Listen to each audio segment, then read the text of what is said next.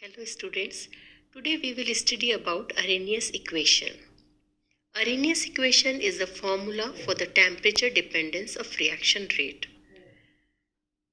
किसी भी chemical reaction की जो रेट है उस पर टेम्परेचर का क्या इफ़ेक्ट होता है ये अरेनियस ने बताया था। यानी अगर हम टेम्परेचर चेंज करते हैं, टेम्परेचर इंक्रीज करते जाते हैं तो रेट ऑफ रिएक्शन कैसे चेंज होता जाता है या वेलोसिटी कांस्टेंट किस तरह से चेंज होता है, इसके बारे में अरेनियस ने बताया था। अरेनियस इक्वेशन है K is equal to A E raise to the power minus E A upon R T. Here K is equal to rate constant, A frequency factor or pre-exponential factor, E mathematical quantity, EA activation energy, R gas constant and capital T Kelvin temperature. This equation has a vast and important application in determining rate of chemical reactions and for calculation of energy of activation. Bonhoeffer showed that the value of equilibrium constant changes with temperature.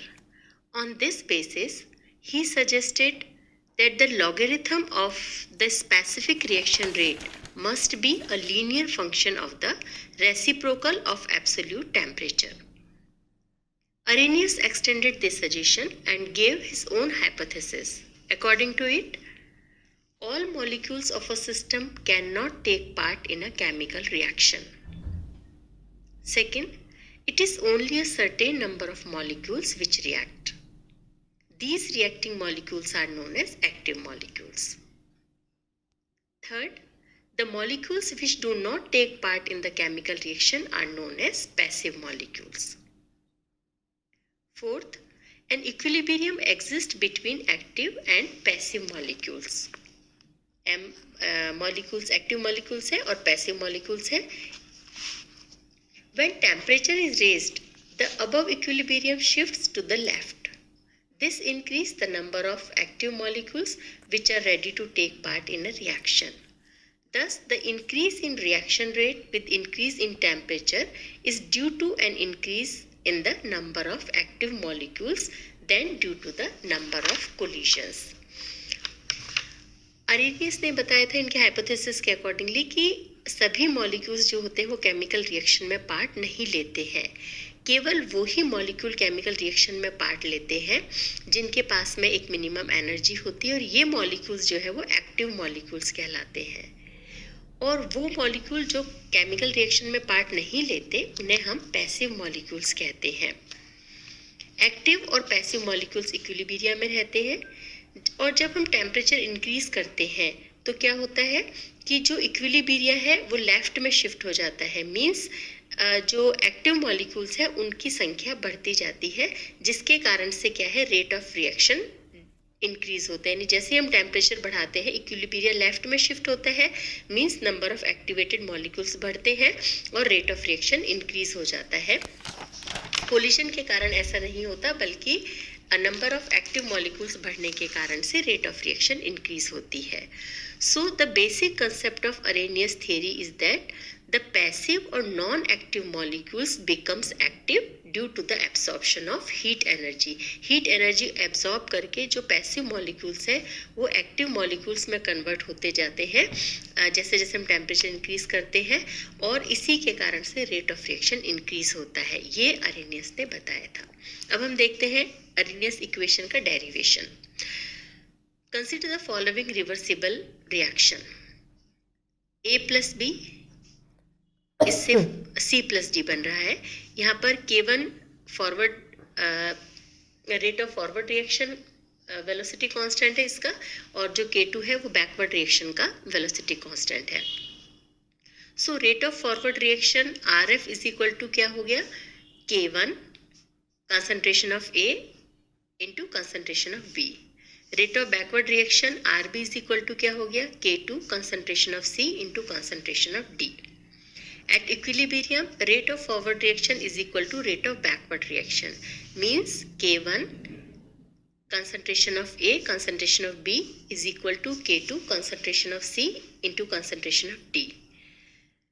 So Kc is equal to K1 upon K2 is equal to concentration of C, concentration of D upon concentration of A and concentration of B. यहाँ पर Kc जो equilibrium constant है, okay, ये हो गया Kc is equal to K1 upon K2 at equilibria, because we know that at equilibria Rf is equal to Rb, so Kc is equal to K1 upon K2. From thermodynamics, want of equation क्या है? D log Kc upon dt is equal to delta E upon RT square. ये want of equation है. यहाँ पर delta E जो है वो heat of reaction है, Kc इक्विलिब्रियम कांस्टेंट है और Kc इज इक्वल टू हमने बताया K1 अपॉन K2 है, जहाँ पर K1 क्या है? Rate constant of forward reaction and K2 rate constant of backward reaction. Clear? अब इक्वेशन 1 जो है उसको हम इस तरह से लिख सकते हैं, d log K1 minus d log K2 upon dt is equal to delta E upon RT square. या हम इनको अलग अलग कर देते हैं, तो d log K1 upon dt minus d log K2 upon dt is equal to delta E upon RT square. Clear?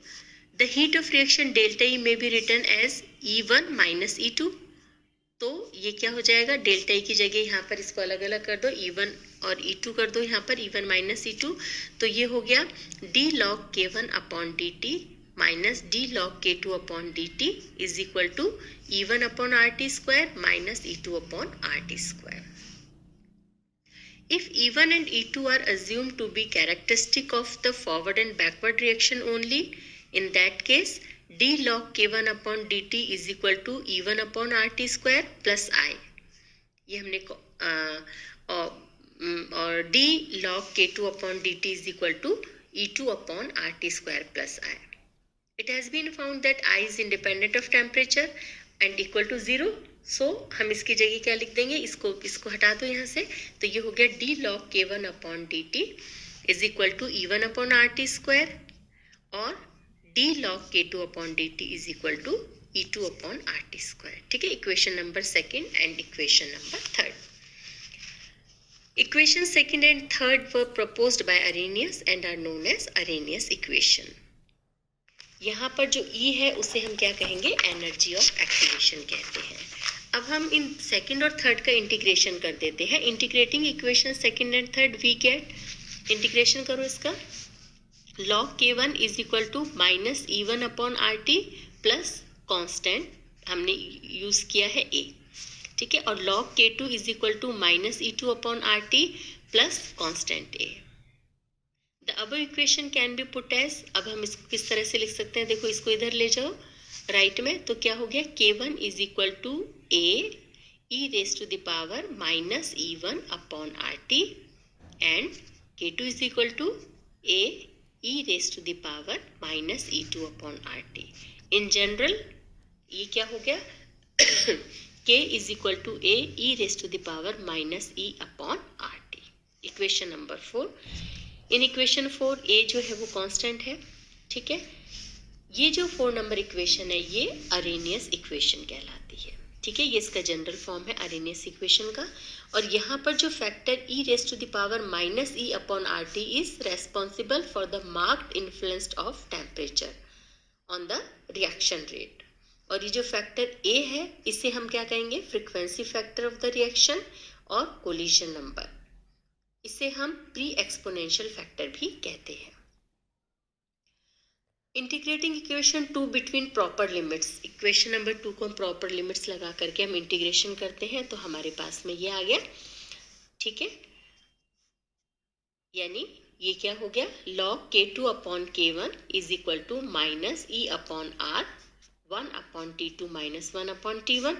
ठीक है, या हम इसको इस तरह से लिख सकते हैं, log K2 upon K1 is equal to minus E upon 2.303 R 1 upon T2 minus 1 upon T1. यहाँ पर हमने log E बेस जो था इसको log 10 बेस में कन्वर्ट कर दिया, तो हमने यहाँ पर ये आ गया 2.303.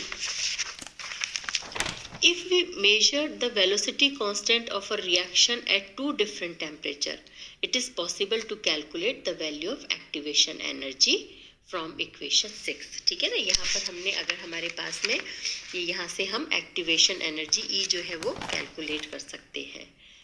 Clear? So in a nutshell, Arrhenius equation is a formula for the temperature dependence of reaction rates. This equation has a vast and important application in determining rate of chemical reactions and for calculation of energy of activation. Clear? और ये equation क्या है? K is equal to A e raised to the power minus EA upon RT. यहाँ पर K जो है वो rate constant है, A क्या है? फ्रीक्वेंसी फैक्टर और प्री एक्सपोनेंशियल फैक्टर है, E मैथमेटिकल क्वांटिटी है, और E क्या है आपके? एक्टिवेशन एनर्जी है, R गैस कांस्टेंट है, और जो T है वो क्या है? केल्विन टेम्परेचर है। तो ये है आपका अरेनियस इक्वेशन, यानी अरेनियस साइंटिस्ट ने किसी भी केमिकल रिएक्शन जो है उसकी केमिकल रेट पर टेम्परेचर का क्या इफेक्ट होता है इसके बारे में बताया था, और उन्होंने एक इक्वेशन दी जिससे हम अरेनियस इक्वेशन कहते हैं। क्लियर? Okay, thank you.